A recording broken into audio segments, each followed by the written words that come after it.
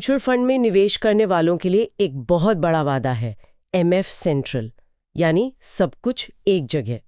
लेकिन जब एक नया निवेशक इस दरवाजे पर दस्तक देता है तो उसे एक अजीब सी पहेली मिलती है।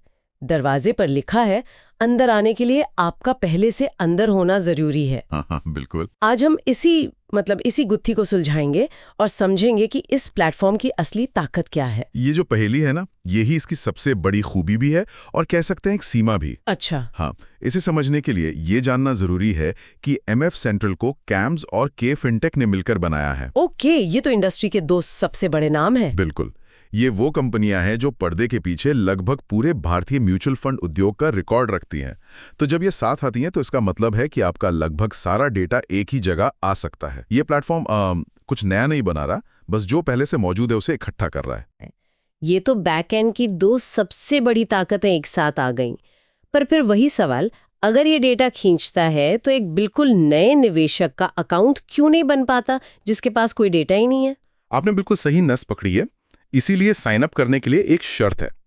आपके पैन पर कम से कम एक फोलियो पहले से मौजूद होना चाहिए। फोलियो को आप म्यूचुअल फंड की दुनिया में अपना अकाउंट नंबर समझ सकते हैं।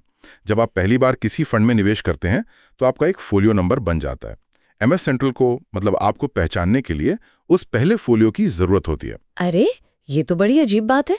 मतलब ये प्लेटफॉर्म नए लोगों को वेलकम कहने के बजाय कह रहा है कि पहले कहीं और से होकर आओ। हाँ, सुनने में थोड़ा अटपटा जरूर लगता है।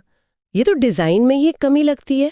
तो फिर कोई नया इंसान क्या करे? इसका देखिए, सीधा सा हल है। अगर किसी ने कभी निवेश नहीं किया है तो उन्हें पहले किसी भी फंड हाउस की वेबसाइट या किसी ऐप से 500 रुपए जैसी छोटी रकम का पहला निवेश करना होगा। अच्छा, बस एक छोटा सा निवेश। हाँ, फोलियो बनने में 2-3 दिन लगते हैं और उसके बाद वो एमएफ सेंट्रल पर आकर अपना अकाउंट बना सकते हैं।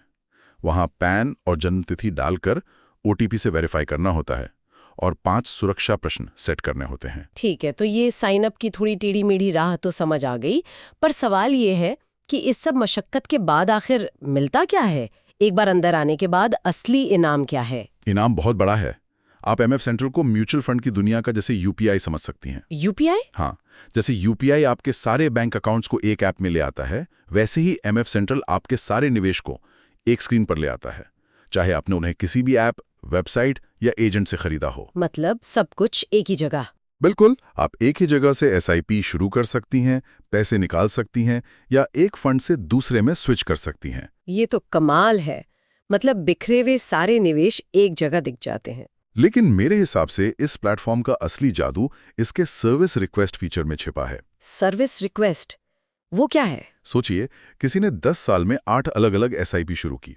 अब उन्हें अपना बैंक अकाउंट या मोबाइल नंबर बदलना है। ओह, ये तो बहुत बड़ी सिरदर्दी है ना? पहले उन्हें 8 अलग-अलग वेबसाइट पर जाकर 8 बार ये प्रक्रिया दोहरानी पड़ती। पूरा दिन लग सकता था। मुझे याद है, एक बार मेरे साथ ऐसा हुआ था और यकीन मानिए मेरा पूरा दिन सिर्फ लॉगिन करने और ओटीपी का इंतजार करने में निकल गया था। मैं समझ सकती हूँ। यहाँ बस एक रिक्वेस्ट से सारा काम हो जाता है, सारे फंड्स में एक साथ। ये समय और सिरदर्द बचाने वाली बात है। वाह, ये फीचर तो सच में गेम चेंजर है। तो असल बात क्या निकली? जरूरी चीजें हैं पैन, आधार से जुड़ा मोबाइल नंबर और एक बैंक अकाउंट। बिल्कुल। और सबसे बड़ा सबक, अगर कोई बिल्कुल नया है तो सबसे अच्छा रास्ता है कि पहले कहीं एक छोटा सा निवेश करके फोलियो बनवा लें और फिर इस कमाल के प्लेटफॉर्म का फायदा उठाएं। बिल्कुल।